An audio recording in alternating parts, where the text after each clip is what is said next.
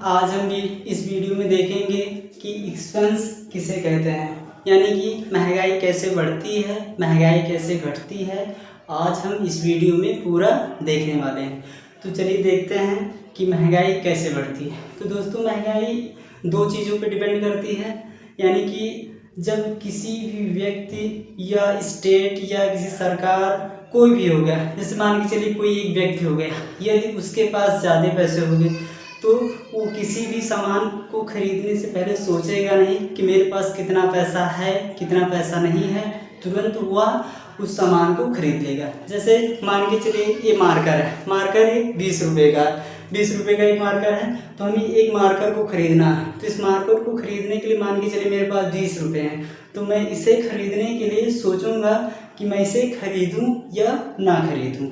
मैं सोचूंगा दो बार कि इसे खरीदूं कि ना खरीदूं। बट मेरे पास अगर ज़्यादा पैसे होंगे तो यही मार्कर खरीदने से पहले मैं सोचूंगा नहीं, इस मार्कर को मैं खरीद लूँगा। यानी कि महंगाई दोनों पर डिपेंड करती है, यानी कि जो खरीद रहा है उस पर भी डिपेंड करता है, यानी कि जो बेच रहा है, यानी कि दुकानदार जो इस मार्कर को बेच रहा है उस पर भी डिपेंड करता है। यानी कि यदि हमारे पास ज़्यादा पैसे होंगे तो दुकानदार इसे मान के चलिए 20 रुपये है तो इसका रेट यानी कि प्राइस 30 रुपये कर देगा। तो जब किसी के पास ज़्यादा पैसे हो जाते हैं तब वहाँ पे महंगाई बढ़ जाती है। जैसे देखते होंगे सब्जी के दाम बढ़ गए, आटे के दाम बढ़ गए, या गेहूँ चावल के दाम बढ़ गए, कुछ भी हो गया। यानी कि जब लोगों के पास ज़्यादा पैसा होता है तो वहाँ पे महंगाई अपने आप बढ़ जाती है। तो अगर हमें महंगाई को कंट्रोल करना है तो हमें मिनिमम, जैसे ये सरकार के ऊपर डिपेंड करती है कि हमें कितना नोट छापना है, कितना नोट नहीं छापना है। सबसे ज़्यादा इसका जो मेन पॉइंट होता है वो सरकार होती है, यानी कि हमारी गवर्नमेंट होती है। गवर्नमेंट जितना नोट इशू करेगी उसी के हिसाब से महंगाई बढ़ेगी या घटेगी।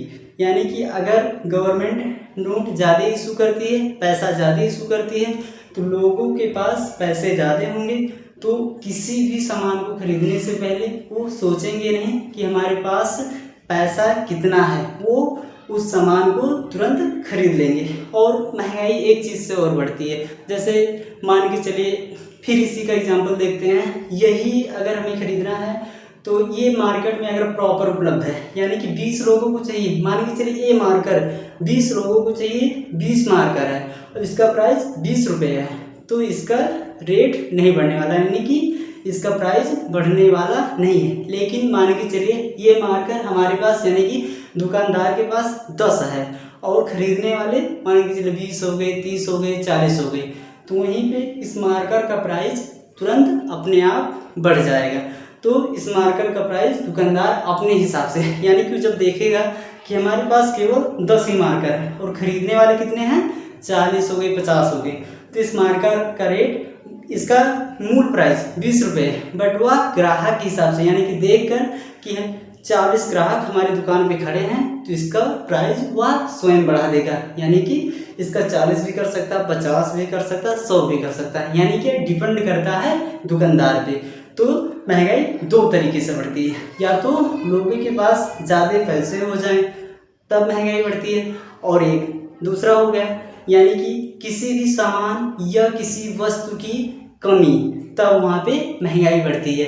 यानी कि यहाँ पे सरकार नहीं महंगाई बढ़ाती है, यहाँ पे दुकानदार महंगाई को स्वयं बढ़ा देता है, जिसे हम एक्सपेंस या महंगाई कहते हैं। तो दोस्तों, आज हम इस वीडियो में देखें कि महंगाई कैसे बढ़ती है, कैसे घटती है।